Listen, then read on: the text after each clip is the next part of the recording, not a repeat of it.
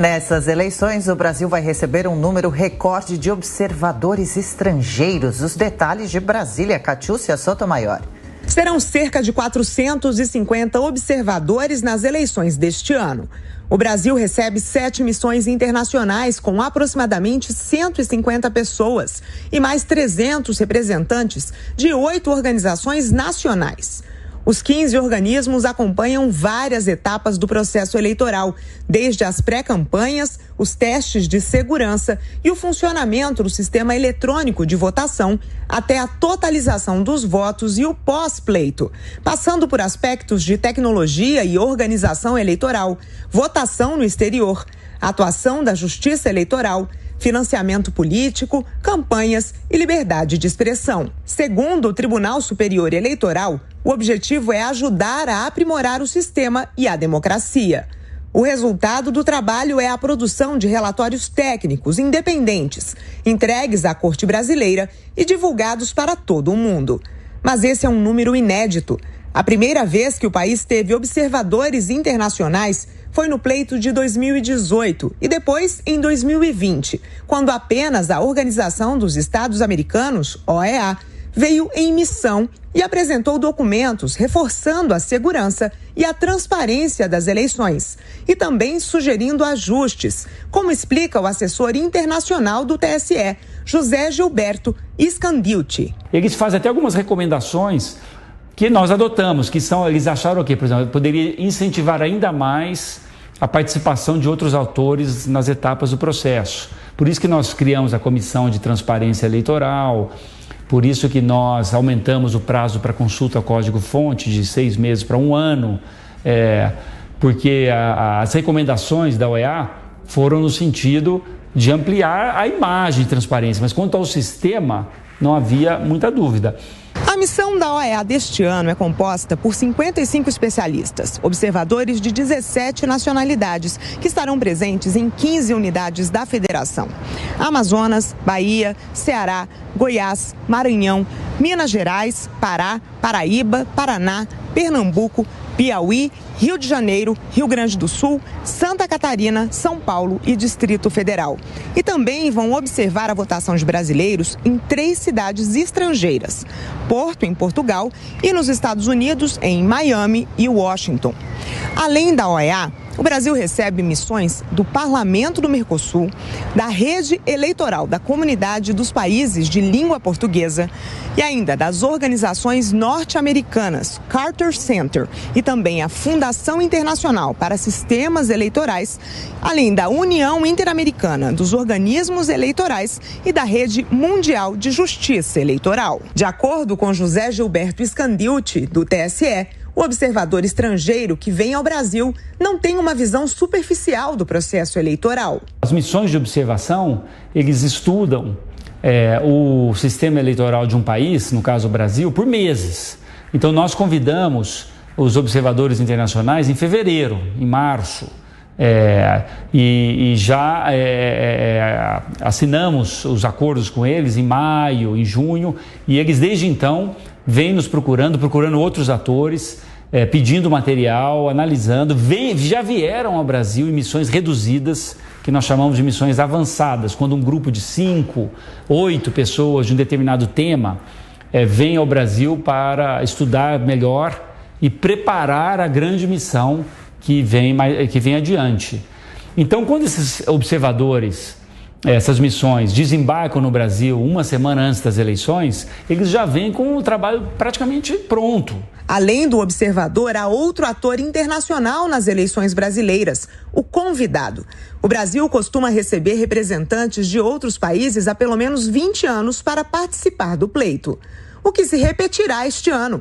Quase 100 autoridades e personalidades estrangeiras vão acompanhar a abertura da urna, a impressão da zerésima e do boletim de urna, o teste de integridade, a votação em uma sessão eleitoral e a apuração e a totalização dos votos no TSE. Foram convidados integrantes do Instituto Internacional para a Democracia e Assistência Eleitoral, que inclui ex-presidentes, parlamentares e autoridades de países como Costa Rica, Colômbia e Uruguai, além de convidados internacionais de Portugal, da Rússia, da França e da Espanha. Marcelo Rocha Monteiro, essa participação de comissões internacionais acompanhando, observando as nossas eleições é bem-vinda?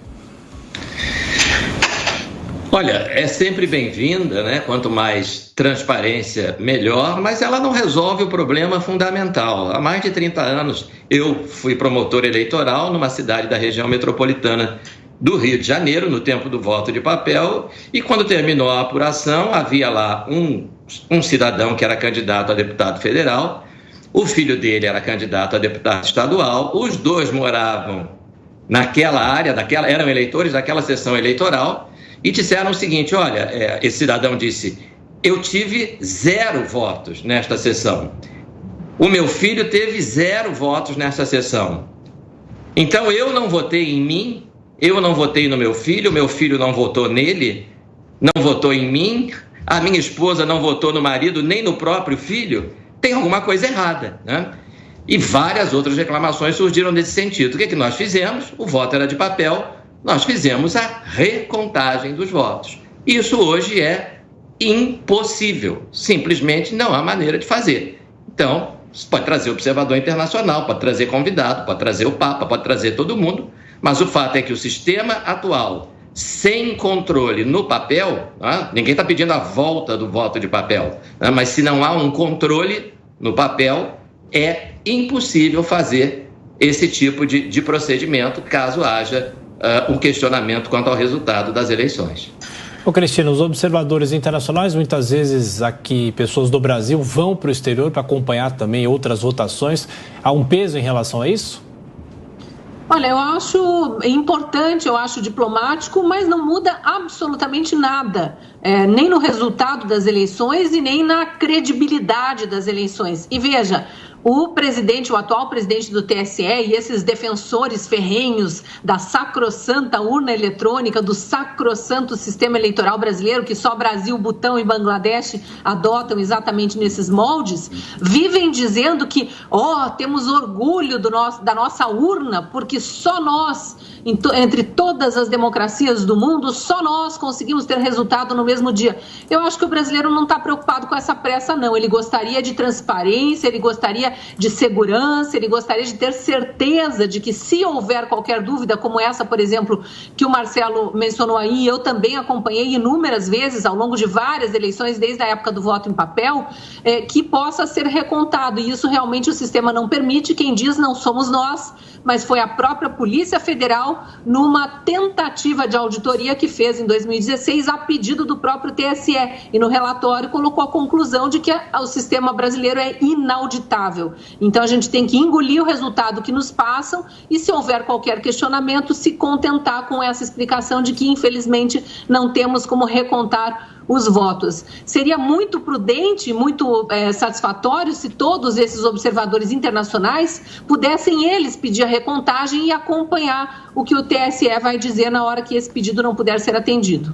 Mota, ainda sobre o assunto, e lembrando desse detalhe que a gente acompanhou na reportagem, de que o número de observadores estrangeiros no Brasil neste ano é recorde. Pois é curioso, Adriana, porque se o discurso oficial é de que está tudo perfeito, correto, não há problema nenhum, por que observadores? Por que um número recorde de observadores aqui? Como eu já expliquei, nenhum desses observadores vai ter acesso a qualquer ferramenta que lhes permita verificar as entranhas do processo de votação. Até onde eu sei, entre esses observadores não há nenhum especialista em invasão de sistemas, não há nenhum técnico especializado que vai ter realmente acesso a alguma ferramenta que lhes permita verificar se a totalização está sendo certa, se a contagem está sendo certa. Ou seja, esses observadores não vão ajudar em nada a elucidar as questões que são verdadeiramente importantes. Além dos observadores, parece que há convidados estrangeiros. Eu não entendi muito bem a diferença entre observadores e convidados, mas o que eu entendi é que tem muita gente aí de fora, inclusive de alguns países que estão longe de serem modelos de democracia. Eu não sei para que isso. Ou melhor, talvez eu saiba. Esses observadores e esses convidados eles geram muitas cerimônias, discursos, rituais, eles geram muitas fotos e vídeos para serem distribuídos na mídia. E aí, dessa forma, a gente deixa de lado aquelas questões que são essenciais sobre o sistema de votação e se privilegia uma narrativa. O Amanda fala sobre os observadores também, mas eu só registro aqui 11 horas agora, já 3 horas de votação em andamento. Amanda. Nós temos que ter orgulho das nossas urnas eletrônicas, Tiago. Hoje, às 8 horas da noite, provavelmente já saberemos os principais resultados, inclusive se haverá ou não segundo turno e qual a votação de todos os candidatos dessa eleição. Isso é motivo de orgulho. Muitos países, estados americanos, adotam as urnas eletrônicas. As urnas eletrônicas nunca estiveram sob escrutínio tão grande e é bom que os olhos internacionais, os olhos do mundo todo estejam voltados para o Brasil. É só mais uma camada de transparência das muitas que há sobre as urnas eletrônicas que são auditáveis sim, que já passaram por testes públicos de segurança com hackers de todas as partes tentando invadir as urnas eletrônicas para que qualquer defeito fosse corrigido e aperfeiçoado a tempo. E depois foram analisadas e examinadas pelos maiores técnicos e especialistas de universidades públicas e todos atestaram a sua segurança, assim como o Tribunal de Contas da União. Até as Forças Armadas, que foram convidadas a participar das reuniões do Comitê de Transparência, estão hoje fazendo a sua própria auditoria sobre as urnas eletrônicas. Mais de 300 serão analisadas e comparados os boletins de urna. Esse sim, um grande voto impresso que é afixado depois de encerrada a votação em cada sessão eleitoral, você tem ali sobre a porta o boletim de urna que tem todos os votos daquela sessão eleitoral. E até a tal da sala secreta, que de secreta não tem nada, e quem falou foi o próprio presidente Valdemar Costa Neto, do partido do presidente da República, o PL. Aliás, essa sala é toda transparente porque as portas e as janelas são de vidro. Foram convidados a visitar essa sala nessa semana e aí o Valdemar Costa Neto diz: opa, a sala de secreta não tem nada. Claro que não, é uma sala de transparência que só faz a totalização dos votos. Na verdade, a totalização dos votos é feita em cada estado e depois repassada a uma totalização da União, uma totalização federal de todos os votos. E qualquer um pode fazer essa soma. Aliás, os boletins de urna que estarão dispostos fisicamente na porta de cada sessão eleitoral também estarão disponíveis eletronicamente pela internet assim que acabar a votação. Qualquer cidadão ou cidadã brasileira poderá fazer a soma, poderá fazer a contagem. Isso é muito comum em pequenos municípios. Você passa de porta em porta da sessão eleitoral, faz a soma e fica sabendo o resultado mesmo antes do Tribunal Regional Eleitoral ou TSE divulgar aquele resultado. As urnas eletrônicas são auditáveis, nada é sacrossanto, nada é inquestionável nessa vida. Tudo pode ser questionado, melhorado, aperfeiçoado, e elas foram muito aperfeiçoadas, são muito melhor do que essa cédula de papel que permitia a tal da recontagem. Se tiver que ser feita uma recontagem, será feita uma recontagem dos boletins de urna. Todas as entidades, ao contrário do que foi dito aqui, estão debruçadas sobre o processo eleitoral brasileiro. OAB, partidos políticos, Ministério Público, Tribunal de Contas da União, Forças Armadas, universidades, especialistas em tecnologia da informação, todos estão absolutamente debruçados sobre esse processo que nunca teve tantas etapas de auditagem, de auditoria e de transparência, desde os testes públicos de segurança aos testes de integridade, que antes eram realizados em 100 urnas e hoje são realizados em mais de 600 urnas. E com o uso da biometria em 56 urnas a pedido das Forças Armadas. Ou seja, todas essas recomendações ou sugestões, melhor dizendo, estão sendo seguidas para que nós possamos votar de forma segura e para que o resultado das urnas seja respeitado e não contestado. Só uma pessoa que contesta o resultado das urnas. Todos os outros candidatos, a governador, deputado federal, deputado estadual, senador, ninguém está contestando o resultado das urnas. Então é bom que a gente respeite, sabe por quê? Porque senão é discurso que cheira a medo de derrota, a medo de perder as eleições. Vamos respeitar o resultado das urnas. Rapidamente, Marcelo pede o microfone de novo.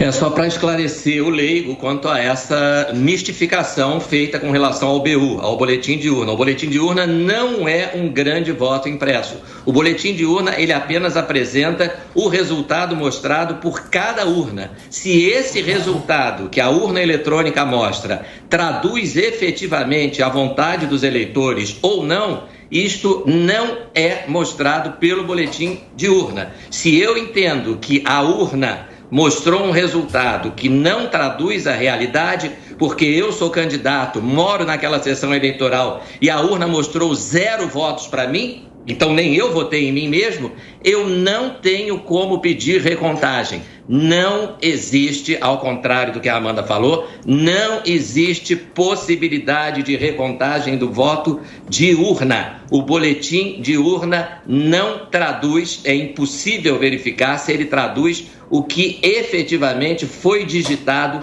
pelo total de eleitores daquela sessão eleitoral. O que você pode depois é fazer a recontagem da soma dos boletins de urna, mas cada boletim de cada urna não se tem como auditar, como verificar se aqueles 53 votos que o candidato João teria tido, mostrado pelo boletim de urna, efetivamente aconteceram. Se 53 pessoas foram lá naquela urna e apertaram lá os dígitos correspondentes àquele candidato.